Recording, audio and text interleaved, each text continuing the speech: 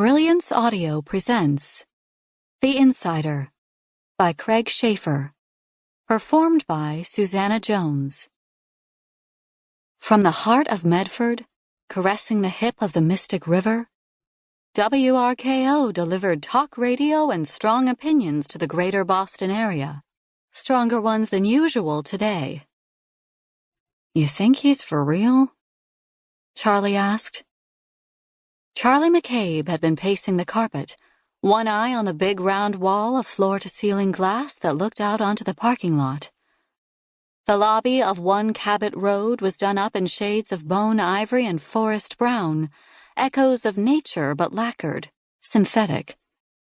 Big abstract paintings hung on the walls to add chaotic splashes of color. The art said nothing to her.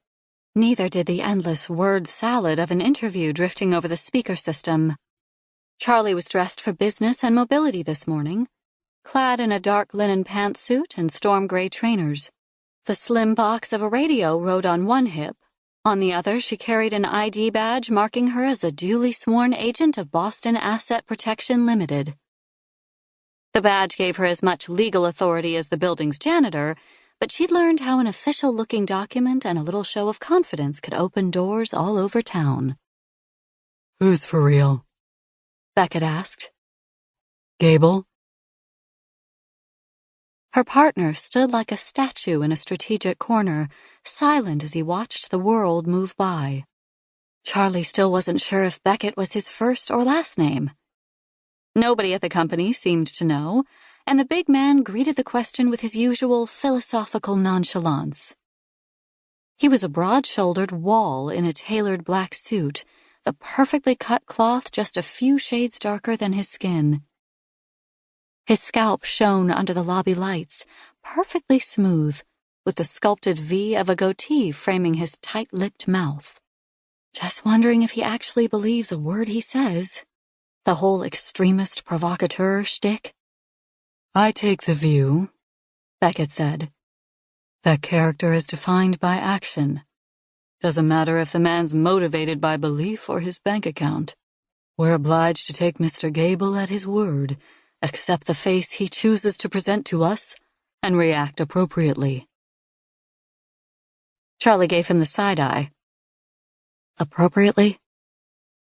"Under present circumstances, since we're taking his money in exchange for protecting him from the many, many people who would enjoy ruffling the man's haircut, shielding him from harm and ensuring he can deliver his message to the world is the appropriate action." "And what does that action say about our character?" she asked. He wore the faintest ghost of a smile. "That," Beckett said, "is an exercise left to the student." Lincoln Gable was on a book tour promoting his latest magnum opus, You Know I'm Right. Somewhere along the way, he'd realized he had two audiences: the fans who ate his culture war diatribes with a spoon, and the haters who took to the internet to exhaustively debunk and dissect every paragraph. He earned the exact same amount of money for every copy sold, whether the customer was going to praise the book or burn it. And so, savvy businessman that he was, he'd started his tour by doing everything in his power to whip both sides into a frenzy.